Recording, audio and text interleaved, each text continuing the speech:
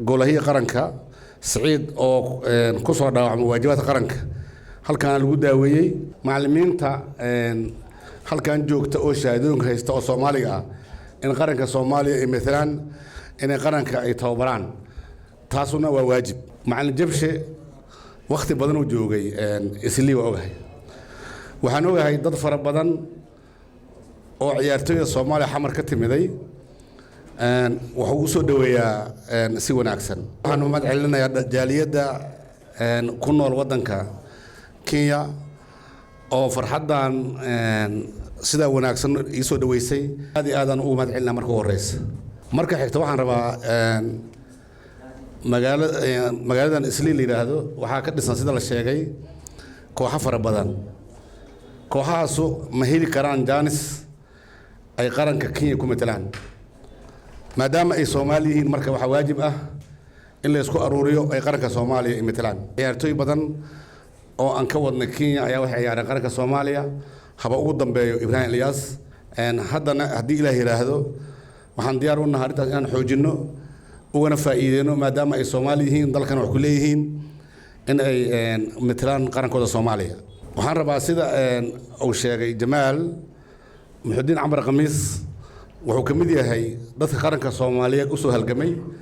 waqti aad u fara badan geliyay xaq wuxuu leeyahay in taalo loo dhiso xaq wuxuu leeyahay in markasta la sheego la sharfo macallin Muxudiin aad u sharfan yahay waan ku mahadsan yahay kaalin waqaadkay macallin jabshe waqti badan uu joogay islii waa ogahay waxaan ogahay dad fara badan oo ciyaartooyda Soomaaliya xamar ka timiday wuxuu u soo dhaweeyaa si wanaagsan marqaatiyaan ka ahay wuxuu ahay wakiil dalban buu noo ahay hadda golahiya qaranka Saciid oo ku soo dhaawacmay waajibaadka qaranka halkan lagu daaweeyay asiga ayaan u xil saarnay asigaana daaweeyay haddaan Soomaali aqaan haddii la yiraahdo macallin jabshe waxbaa loo dhiibaa mucaarado yeelna waa ogahay sida hadda loo jecel ama loo jeclaan doono waxaan soo ogaan doonaa haddii Ilaahay yiraahdo marka uu Soomaaliya ku noqdo dadkii faraha badnaay oo ku soo dhaweeyay Kenya siday xamar ugu soo dhaweeyaan ama hadday ka dhuuntaan waxaan rajaynaynaa macallin bedel wuxuu sheegay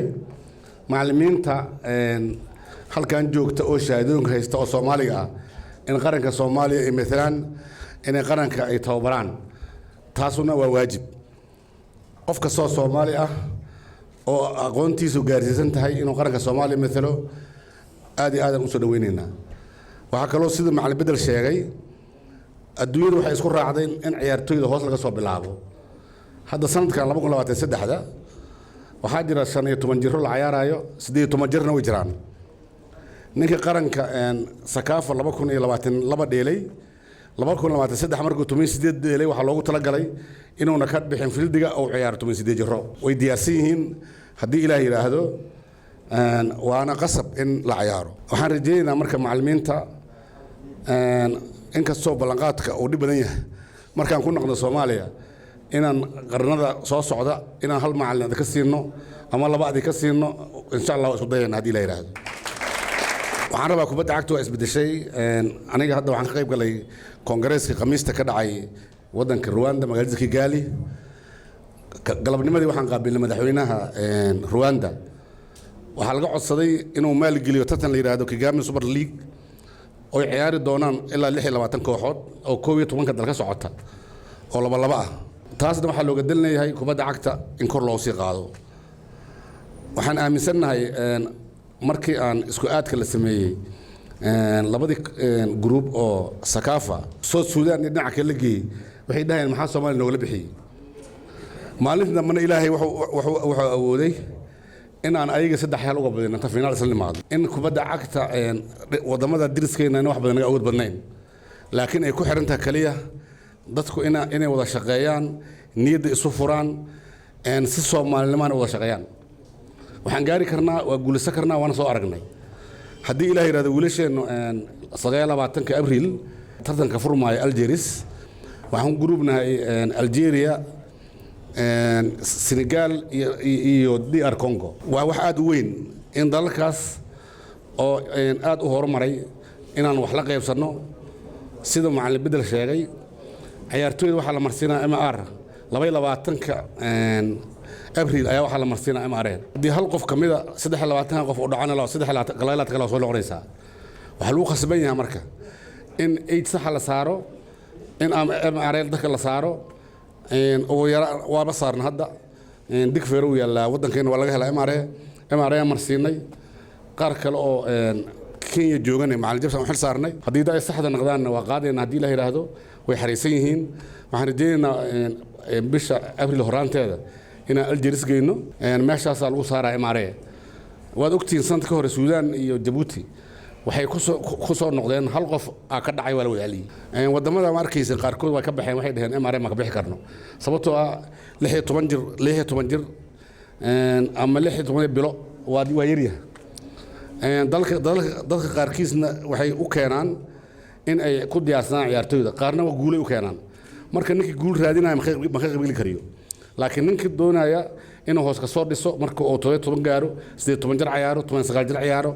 ilaa da'da uu ka gaaro ugu dambaysa uu ciyaari karaa anaga marka xiriirka hadda aniga la ii doortay iyo saaxiibadayba waxaan ballan qaadaynaa adduunyada dhan Soomaaliya wada joogtaa inaan uga faa'iideyno laakiin waxaad ogaatiin dalkan wuxuu leeyahay xiriir kubad cag oo annagana la mid ah waxa qasaba marka inaan ayaga la kaashano wax ka soo qabanaynane inay og yihiin haddii kale xeerar jira oo kubad cagtu ay leedahay waa lagu dacweynayaa laakiin waxaan bahili karnaa ayaga inaan la hadalno oo aan dhahno keenno oo aan tiimanka meeshan ka dhisan iyo haddii aan wakiil samaynaba aan dhahno dadka naga wakiila howlahaas ay qabanayaan cayman waa in soo ogeysiinayaan ogaada wax kasta dalka laguma samayn karo laakiin waxa khasab ah inaan dadkan ka faa'iideyno inaan waxayno Ibrahim Ilyas wuxuu watay baasaboor oo Kenyan wataa waxaan u sameynaa baasaboor Soomaali waxa la ogolay online in loo sameeyo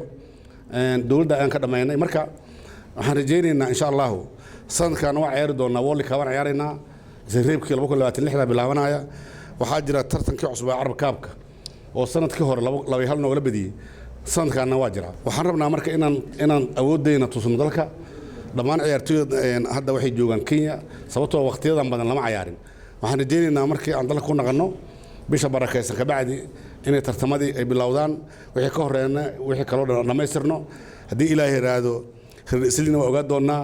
insha Allah wakiil u gaar ah oo xiriirka iyo isku xirnaa waa samayn doonaa